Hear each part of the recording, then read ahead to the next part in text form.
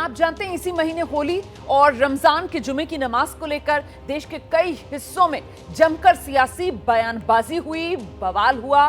तो छोटी मोटी घटनाओं को अगर छोड़ दें तो देश के अलग अलग हिस्सों में होली और रमजान के जुमे की नमाज दोनों शांतिपूर्ण संपन्न हुई।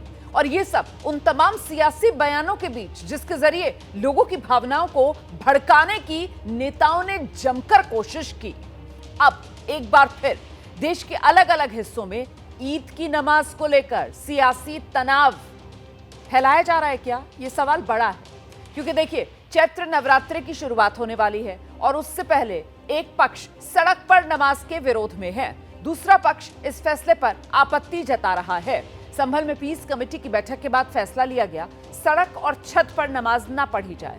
इसे लेकर अब सियासी विरोध शुरू हो गया है। संभल के सांसद जियाउर रहमान बर्क इस फैसले पर सवाल उठा रहे हैं। उनका कहना है छत पर नमाज पढ़ने से रोकने का फैसला पूरी तरह गलत है और साथ ही उन्होंने संभल के सीईओ अनुज चौधरी पर भी सवाल उठा दिए।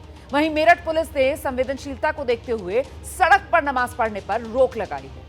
मेरठ पुलिस के फैसले पर भी आपत्ति जताई जा रही है।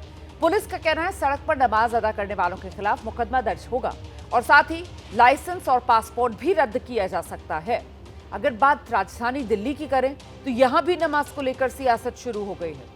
होली पर मुसलमानों को घर में रहने की हिदायत देने वाले दिल्ली में बीजेपी के विधायक करनेल सिंह एक बार फिर से बयान के साथ सुर्खियों में हैं।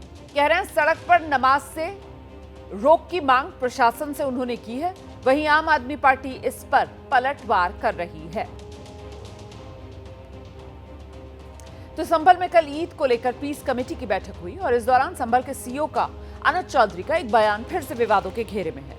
संभल के सीईओ ने कहा है कि अगर सिवैयां खिलाना चाहते हैं तो फिर गुजिया आपको खानी होगी और साथ ही उन्होंने कहा कि उनके बयान को गलत तरीके से पेश किया गया। इस बयान पर संभल के सांसद जियाउर रहमान बर्क ने पलटवार किया। उन्होंने कहा अनुज चौधरी को नेता बनने का शौक हो गया है, इसीलिए वो ऐसी बयानबाजी कर रहे हैं।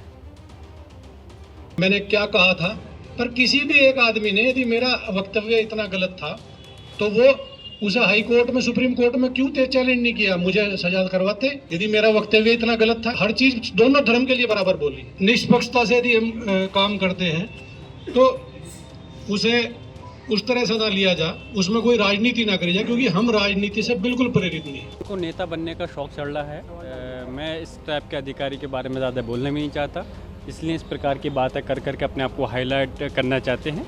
शॉर्ट टर्म प्रमोशन है, जो कि ऐसा मुमकिन नहीं है। इस देश की जनता इतनी बेवकूफ़ नहीं है जो उनकी इस बेकाबे में आकर करके इस प्रकार का कोई कदम उठाए। जब ज़रूरत करेगी तो जब ज़रूरत महसूस करेंगे तो ये कदम भी उनकी जो उनकी ख्वाहिश है उसको भी हम ज़रूर पूरा करेंगे।